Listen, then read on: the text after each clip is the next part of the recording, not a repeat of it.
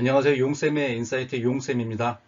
교육특구 학군지 어머님들 2028 학년도 대입이 어떻게 될지, 정시 비율 40%는 유지될지, 최상위 대학들에서 서류나 교과 평가 없는 수능 100으로 얼마나 모집할지, 탈대치, 탈학군지, 탈교육특구 고민 걱정 많으시죠?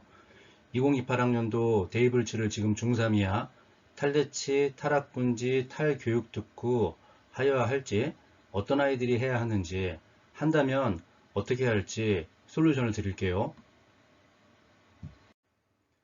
2028 대입에서 교육특구에 유리할 수 있는 근거들이 거의 보이지가 않아요.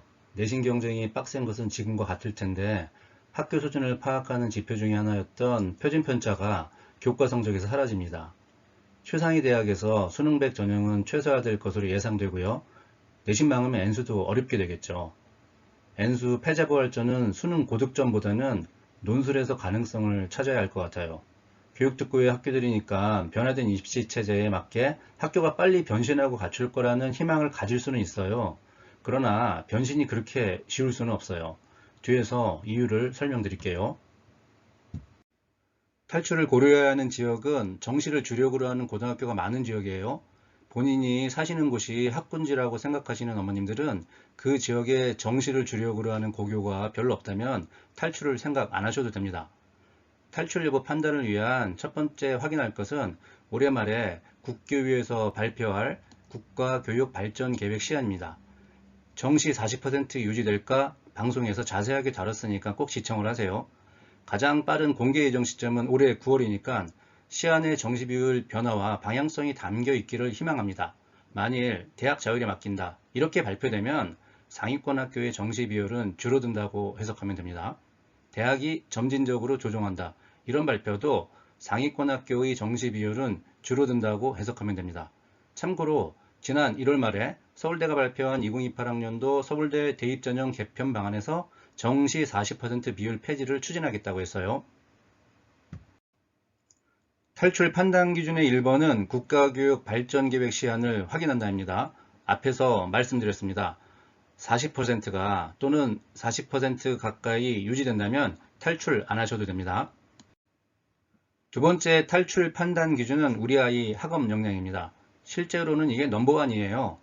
아이가 학군지 교육특구에서도 충분히 잘할 역량이 있으면 탈출하지 마시고요. 아이의 역량을 객관적으로 판단하는 방법은 보시는 화면 참조하시고요. 자세한 설명은 유튜브 채널 펜타키레이 올인원 에듀에 고등학교 선택 영상이 있으니까 꼭 보시기 바랍니다. 정시 비율이 축소되고 최상위 대학과 학과에서 수능 100 전형이 사라지거나 축소될 것 같고, 즉 내신과 서류평가 비중이 높아지는데 아이의 역량을 객관적으로 판단해 보니까 준비도가 부족하다고 판단되면 탈학군지는 중요한 옵션이 될 수 있습니다. 이런 이야기 많이 들으셨을 거예요. 교육특구의 학교들이 고교학점제와 2028 학년도부터의 대입에도 잘 적응하고 준비를 잘할 것이라는 이야기요. 확인되기까지 시간이 필요하니까 좀 지켜봐야죠. 강남 서초 지역의 갑방고와 전사고나 수시형 갑방고의 교육과정 편제표를 비교해보세요. 심화나 고급으로 시작되는 교과목의 종류나 수를 비교해보시면 됩니다. 정시형 갑방고의 편제표는 평범한 일반고와 거의 차이가 없어요.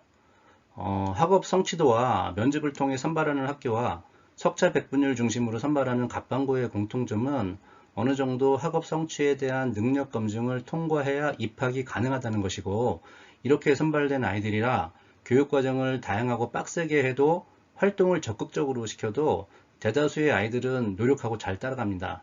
그런데 추첨 배정하는 학교는 아이들의 학업 역량의 차이가 크기 때문에 소위 전사고급 교육과정과 프로그램을 운영할 경우 따라가지 못하고 포기하는 친구들이 많을 수밖에 없어요. 자, 선생님의 의지가 있냐 또는 프로그램 운영을 잘하겠냐 이런 것들보다는 일찍 낙오되는 학생들이 많을 수밖에 없어서 그렇게 운영하기 힘들 거라고 봅니다. 정시 비율이 축소되고 최상위 대학과 학과에서 수능 100 전형이 사라지거나 축소된다면 학교 내 경쟁을 일찍 포기하는 친구들이 선택할 대입 옵션은 거의 없는 거예요. 수능 100 정시 전형이 없어질 거라는 것은 아니고요. 최상위 대학과 학과에서 수능 100으로 선발하는 전형이 매우 작아질 거라는 예측이니까 수능 100이 없어진다는 오해는 안 하셨으면 좋겠습니다. 세 번째 탈출 판단 기준은 적응력, 자아탄력성, 자기주도성, 독야청청성 같은 멘탈이나 성향과 관련이 있는 것들인데 심리검사나 학습검사로 판단하시라는 이 정도의 언급만 하고 넘어가겠습니다. 올인원 에듀에서 검사들을 시행하고 해석해주는 상담 프로그램이 있으니까 궁금하시면 설명에 있는 링크를 보시면 됩니다. 탈대치, 탈학군지, 탈교육특구를 감행한다면 몇 가지 중요한 사항을 말씀드릴게요. 첫째, 다른 교육특구나 학군지로 가지 않는다. 조금 만만하다고 생각하시면 절대 안 됩니다. 정시를 주력으로 하는 고등학교가 많은 지역은 여전히 피하셔야 합니다. 둘째, 학생 수가 많은 학교를 선택한다. 학교 알림이에서 학교 이름 입력하면 학생 수 확인하실 수 있어요. 설립 연도도 꼭 확인하세요. 신설학교도 있으니까요. 셋째, 특목자사고 갑방구를 선택하지 않는다. 이건 문장 그대로 이해해 주세요. 넷째, 인강과 미리미리 친해진다. 수능형 학습에 미리 대비하라는 거고요. 인강 집중력 유지나 효과가 낮으면 다른 대안을 찾아야 합니다.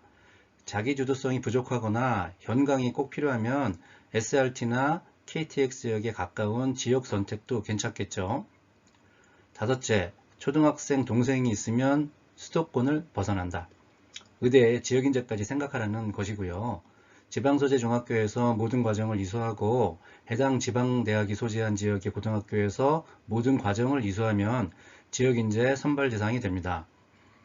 탈대치, 탈교육특구가 쉬운 일도 아니고 다수가 감행할 수 있는 일도 아니에요. 환경 변화에 따른 친구 관계나 멘탈 관리 같이 고려할 게 많으니까 잘 따지고 심사숙고하시고 결정하시기 바랍니다. 용쌤의 인사이트, 때로는 심도 깊은 분석으로, 때로는 꼭 아셔야 할 기초 내용으로 다음에 또 만날게요. 안녕.